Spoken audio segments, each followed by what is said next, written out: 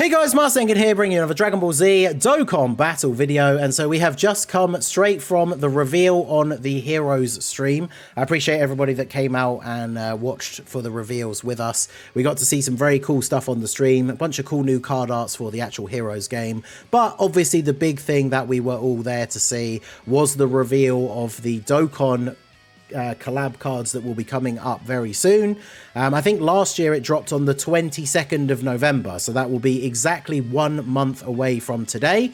And our boy Amatsu-san came out on stage and he absolutely cooked with these reveals that we are gonna see here for the upcoming collab celebration at the end of November. So, as a lot of people expected to see, we are going to be getting Limit Breaker Super Saiyan 4 VEGITO. Now, obviously, these are screenshots that I took from the stream. This one's a bit smaller because some of the other ones have double images, right? So I wanted to be able to fit them on the screen. But Limit Breaker Super Saiyan 4 VEGITO is confirmed to be one of the new headlining units for the new banner. This is something we obviously all expected and really wanted to see. Super Saiyan 4 VEGITO, the normal one, is getting his EZA this year. And because they have different names, but will probably have the exact same link set, they're going to link super well together. And Super Saiyan 4 VEGITO, the normal one, supports crossover and Giant 8 power. So if this guy is a really, really good slot 1 unit, those two together could be an absolute dominant force. So I'm really looking forward to seeing what this guy's going to do. According to Goresh and the translations that he was doing, the VEGITO is confirmed to have an active skill. So he doesn't have a transformation. As you can see, he only has the one art, but he is confirmed to have a voiced active skill. Now, obviously, it's already going to come up the big memes about, well, what about global? I've talked about this on the stream. I've talked about it in other streams and stuff before. Hearts did not get a voiced active skill because Hearts doesn't have an English voice actor. So I don't know why they didn't just give us the Japanese one, but he didn't get an English voice because he doesn't have one.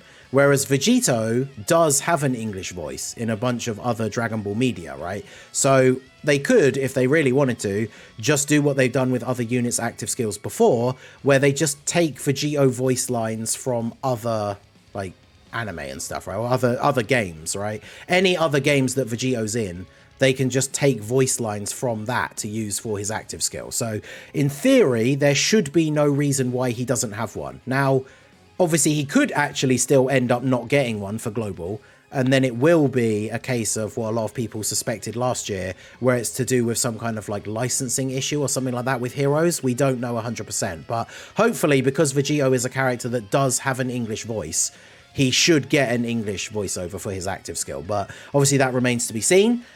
Also remains to be seen what it will be, because if it's an attack, that obviously means he'll have another cool attack animation, or it could just be a power-up, like who knows what it's going to be, right? So we have to wait to see what that is going to be. But Super Saiyan 4 Limit Breaker VEGITO, big hype. And then the next one, this is the one that really got me excited. I did not expect to see him release this year, especially alongside a Limit Breaker Super Saiyan 4 VEGITO. But the next big one that's going to come out here is a transformation unit, so technically should be an active skill as well. Although I guess it might just be he transforms on a certain turn and then it wouldn't be an active skill. But the next big one coming up is our boy right here. Yes, Super Saiyan 3 Rose Goku Black with the broken Timebreaker mask. Look how amazing that art is. I mean, obviously in this image, you can't see it the best. I posted it on Twitter as well, but like Super Saiyan 3 Rose, and then he transforms into the full power Rose. So I think it's called like Super Full Power Rose. So he has the Super Saiyan 3 hair, but he still has his eyebrows. And as you can see, he's pretty buff. So he's going to have a transformation into full power Super Saiyan 3. There was a thread a little while ago where somebody posted a bunch of the super attack animations from the actual Heroes game, because Dokkan pretty much just follows what the Heroes game does for their animations. And the animation for Super Saiyan 3 Rose is absolutely amazing, like the full power one. It's so good. So if they do that as his animation for Dokkan, that's going to be super, super awesome. I cannot wait to see the animations for these units. But yeah, Super Saiyan 3 Rose. Those of you know, if you've been out to my streams, I've shown it on cam before. I do have the Ichiban Kuji statue of the Super Saiyan 3 Master Rose. It's massive. It's like the size of my head. It looks super good. So, you know, we're going to have that on stream for luck when it comes to the summons. But Super Saiyan 3 Rose transforming into full power Rose is confirmed as the new Heroes release as well. Next up, we have the Scientist Toa with an awakening. So this one is confirmed again from the translations from Goresh. This is going to be the free-to-play unit from this year. So the free-to-play unit is going to be a Scientist Toa. Now, when it comes to Heroes, we actually don't have a Toa in just her base form that will just be called Toa. So she will be differently named from the other two. The Tech Toa that's in the game, the one that's technically the Xenoverse card, she is just called Toa. So that is her name, just straight up with no extra forms, right? Whereas the AGL Toa from Heroes is called Darkness Toa. And then the Int one that's going to get her Easy A this year is Demon Goddess Toa. So they have different names, right?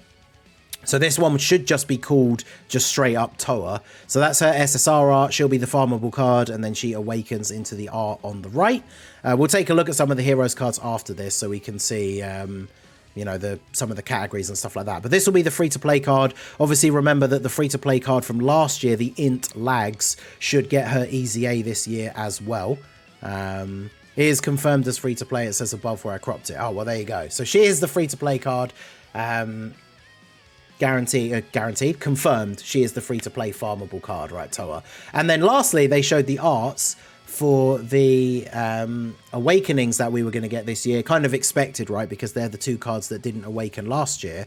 And that is the AGL Golden Metal Cooler and the Tech Modified Janemba, or Black Janemba is like the community name, right, because it's like Black Freezer, but Modified Janemba is his name in Dokkan. Those are the card arts for their TUR awakenings. They both look very, very cool, so I'm quite excited by these guys. They both had a lot of potential with their pre-Easy A or pre-awakening stuff, so I think that's going to be very interesting. So if we hop over to the other view here so we can take a look at the wiki. So I brought up a Goku Black here just so we can have a look. Now, when it comes to things like categories, right, I would imagine that he's going to be on most of these. Probably not Future Saga, obviously, because he comes from outside of the main canon. So he's going to be on Crossover and he's going to be on Heroes. But that means he should be on Power Beyond Super Saiyan. I guess technically all the Goku Blacks are on Power of Wishes because a wish was used to get Goku's body. So, like, he's going to be on a ton of teams. He also has big bad bosses, which I would expect the Rose to have, right? He's the big headline villain card that's been shown. All other Goku Blacks have big bad bosses, so I would absolutely expect him to have big bad bosses, which obviously is going to be a good buff for Hearts and the other extreme units that need those big bad bosses characters. But also a big buff for Zamasu's team, because remember, LR Zamasu, his leader skill includes all of these like time traveler Realm of Gods units, right? So a Super Saiyan 3 Rose to full power will be on Zamasu's 200% leader skill. So that's going to be very, very good. He's going to have big bad bosses, hopefully, so he should fit very nicely on that team. The one thing that we don't know is because normal Rose is obviously not on the Super Saiyans category. Is Super Saiyan 3 Rose going to be on Super Saiyan 3? Because they're not the same thing, right? But Super Saiyan 3 Rose only exists in Heroes, and like Super Saiyan 3 Blue obviously doesn't exist. So it's like, will it be on Super Saiyan 3? I'm honestly going to say probably not, if I had to guess. Because Super Saiyan 3 seems like it is just, you know, just Super Saiyan 3. Like the blonde hair, the transformation after Super Saiyan 2. And because Rose isn't on Super Saiyan, like normal Super Saiyans category, I would imagine Rose 3 is not going to be on Super Saiyan 3. If he is, that would be cool, because it would be a buff to that category, which desperately needs buffs. But I don't think he will be, right? And so then next up we have Toa. So I brought Toa up here so we can see her categories and stuff. I would imagine most of these will be the same. So Peppy Gals, Time Travelers. Is the other Toa on Resurrected Warriors? I should have brought up the Tech Toa, I guess. Siblings Bond, Heroes, Revenge, Battle of Wits crossover. In fact, if we bring up Siblings Bond, let's actually just get the Tech Toa up here, because there's very few extreme Siblings Bond characters, right? So this is the old school Tech Toa, so this should be what the new one is called and everything, right? So she's on Peppy Gal's Time Travelers, Siblings Bond, Battle of Wits crossover, and then obviously will be on Heroes. I imagine it probably will just be that.